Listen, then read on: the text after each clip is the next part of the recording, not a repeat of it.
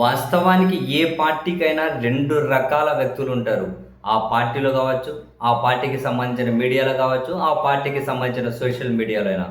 ఒకరు ప్రజాస్వామ్యబద్ధంగా వెళ్ళాలి, కక్షపూరిత రాజకీయాలు చెయ్యకూడదు. ఏదైనా గనక చట్టానికి, రాజ్యాంగానికి లోబడి ముందుకు వెళ్ళాలి అని చెప్పి అంటూనే వాళ్ళ పార్టీ కోసం వాళ్ళు పనిచేసేవాళ్ళు. ఇటువంటి వాళ్ళని మనం స్వాగతించాలి ఏ పార్టీలో ఉన్నా, ఎవరున్నా. ఎందుకంటే భిన్నాభిప్రాయాలే ప్రజాస్వామ్యాన్ని బలోపేతం చేస్తాయి కాబట్టి. అండ్ రెండో వైపు ఉంటారు అతివాదులు. వాళ్ళ సంగతి తేల్చాలి, వీళ్ళ సంగతి తేల్చాలి, వీళ్ళని జైల్లో పెట్టాలి, వాళ్ళని జైల్లో పెట్టాలి, వాని కథ చూడు, వీళ్ళ కథ చూడు అని ఇటువంటిది.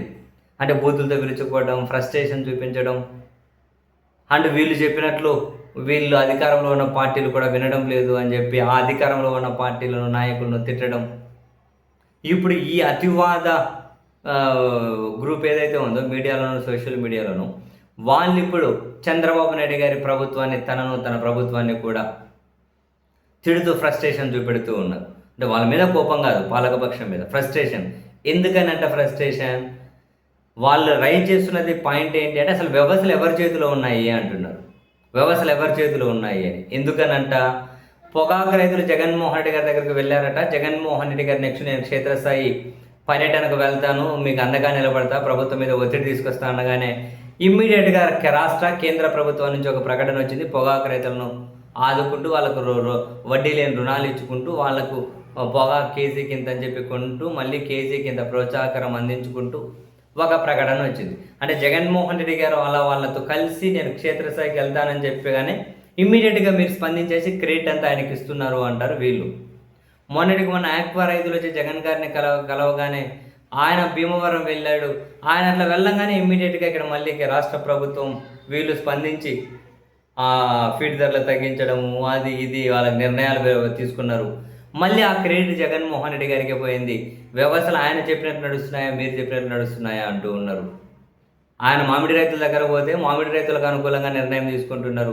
ఆయన్ని ఎవరైతే కలుస్తారో వాళ్ళకు అండగా నేను ఉంటా అంటారో అట్లా ప్రకటన రాగానే ప్రభుత్వాలు స్పందిస్తూ ఉన్నాయి, ఆయనకు ఫేవర్గా నిర్ణయాలు తీసుకుంటూ ఉన్నాయి. అధికారంలో ఎవరున్నారు అని చెప్పి ఈ అతివాద గ్రూపులు మీడియాలోను, సోషల్ మీడియాలోను ఈ అతివాద పాలకపక్షానికి సంబంధించిన వాళ్ళు తీవ్ర ఫ్రస్ట్రేషన్కి గురవుతూ ఉన్నారు. సో ఏ పార్టీకి సంబంధించిన అతివాద మీడియానో, సోషల్ మీడియానో గుర్తుపెట్టుకోవాల్సింది మంది ప్రజాస్వామ్యం. అధికార పక్షం పని చేసుకుంటూ వెళ్తుంది, ప్రతిపక్షం పని చేసుకుంటూ వెళ్తుంది. ప్రతిపక్షం 10 బట్టి 100 విమర్శలు చేస్తూ పోయినా అధికార పక్షం బాధ్యతగా ఉండాలి. కోర్స్ ఇక్కడ ప్రతిపక్షాల కంటే అధికార పక్షమే ఎక్కువ రాజకీయ విమర్శలు చేస్తున్నారు, అది వేరే విషయం అనుకోండి. అండ్ ఎవరు అడిగారు, లేకుంటే ఎవరి ప్రెజర్ వల్ల ఇదంతా కాదు. రైతులకు మంచి జరగాలి, ప్రజలకు మంచి జరగాలి, కష్టాల్లో ఉన్న వర్గాలకు మంచి జరగాలి. ఈ మేరకు ప్రభుత్వాలు నిర్ణయాలు తీసుకుంటే దాన్ని స్వాగతించాలి. అధికారంలో ఉన్న వాళ్ళు నిర్ణయం తీసుకుంటేనే కదా వాళ్ళకు మేలు జరిగేది. ప్రతిపక్షంలోని జగన్మోహన్ రెడ్డి గారు ప్రజల తరపున ఏదైనా అడగగలుగుతారు, డిమాండ్ చేయగలుగుతారు. ప్రజల సాధక బాధలను ఆయన మరింత ఎఫెక్టివ్గా ప్రభుత్వం దగ్గరకు తీసుకురాగలుగుతారు, ప్రభుత్వం మీద ఒత్తిడి తీసుకురాగలుగుతారు. ఎందుకంటే ప్రతిపక్ష నేత కాబట్టి ఆయనకి ఎక్కువ ఇన్ఫ్లుయెన్స్ ఉంటుంది. కాబట్టి అల్టిమేట్గా నిర్ణయాలు తీసుకోవాలంటే ప్రభుత్వాలే తీసుకోవాలి, ప్రతిపక్ష నేత ఏమీ తీసుకోలేరు. ఆయన పని ప్రజల తరపున, కష్టాల్లో ఉన్న వాళ్ళ తరపున గొంతెత్తడమే. ఆయన గొంతెత్తుతూ ఉంటే మీరు ఎందుకు స్పందిస్తారు అంటారు ఈ అతివాద పక్షం. అంటే వ్యవస్థలన్నీ జగన్ చేతిలోనే ఉన్నాయి, అధికారులందరూ ఆయన చేతిలోనే ఉన్నారు, అధికార పార్టీలో ఉన్న వాళ్ళు ఆయన కోవటులుగా ఉన్నారు. ఇలాగైతే మళ్ళీ ఆయన అధికారంలోకి రాడా, అంతా ఇంకా ఆ నేతను ఏం చేస్తున్నారు ఇంకా బయట పెట్టారు, ఈ నేతను ఇంకా ఏం చేస్తున్నారు బయట పెట్టారు, వాళ్ళని అరెస్ట్ చేయరా, వీళ్ళని అరెస్ట్ చేయరా, ఈ ఫ్రస్ట్రేషన్తో. నిజం చెప్పాలంటే ఒకానొక స్టేజ్లో ఆంధ్రప్రదేశ్లో పాలకపక్షం కూడా అసలు ఇటువంటి అతివాద గ్రూప్ని సాటిస్ఫై చేయడం కోసమే కొందరిని అరెస్ట్ చేయడానికి కూడా ముందుకెళ్తున్నారేమో అనిపిస్తుంది. ఇంతకు ముందుగానే కొందరిని సాటిస్ఫై చేయడం కోసం అరెస్ట్ చేశారేమో అని.